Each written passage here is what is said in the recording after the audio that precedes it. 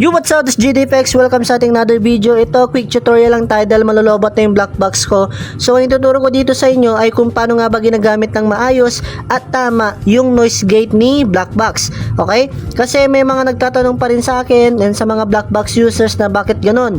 May noise gate naman na si black box, naka-on naman na yung noise gate niya. Pero ba't ganun? Nag-iingay pa rin, di ba? So, yun yung mga iniwasan natin, yung maingay na sounds, lalo na kapag naka-distortion na tayo. So, marahil ang problem dyan ay yung chain arrangement ng black box ninyo.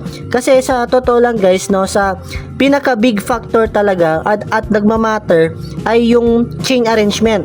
Okay, nakadepende kasi doon kung bakit nag-iingay, kung bakit ganito yung nangyayari. Marahil at isa din sa dahilan dahil sa chain arrangement. Ganon din sa mga analog pedal natin.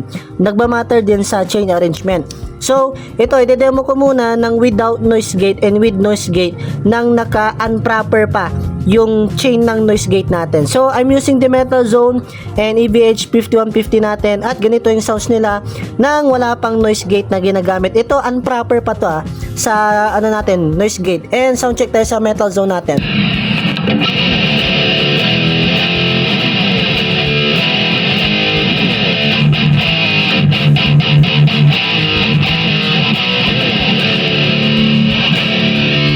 And that's it. Yun yung sounds ng ating distortion, no? Pero, ito, i-open natin yung Metal Zone and yung noise gate natin. Let's see kung ano yung mangyayari dito.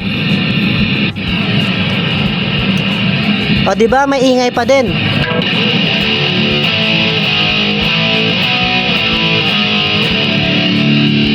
Diba? Naka-open na yung noise gate natin. Sobrang ingay pa din. Which is, ang pangit niya pakinggan, 'di ba? Parang nakaka-disturbo siya siguro sa playing natin or what. Pero kapag magpi-play na tayo, hindi naman na siya kapansin-pansin, pero once na nag-stop na tayo mag-play, doon nalalabas yung ingay. So, ano yung possible na solution for this problem, okay? So, ang gawin ninyo, ilagay niyo yung noise gate or yung FX, ito yung kulay red. Ilagay niyo yan sa first chain.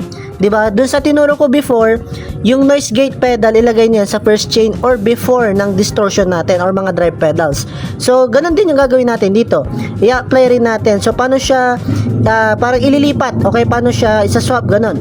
So, punta ka dito, pindutin mo yung home, and then select mo yung red or yung FX by this one. Oops, sorry, mali. Ayan, kapag nag-orange na, ibig sabihin na-select na yan. So, ilagay mo siya dito sa FX. Ayan, doon sa pinakaunahan. And then, suggest ko na rin sa inyo, itong ilagay nyo siya after ng FX. And then, si cab naman, lagay nyo siya after your cab. I mean, after your okay? So, ganito na yung itsura nila. Diba? Wala na. As you can see, ito, betan, bumababa yung black box natin. So, ito, diba? Walang noise gate. Maingay. Pero, once na, simula nung na-arrange na natin yung chain ni black box, hindi na siya nag-iingay. Ayan, diba? Rinig nyo yan? Naka first chain na yung noise gate natin. So, mag-sample na rin tayo dito.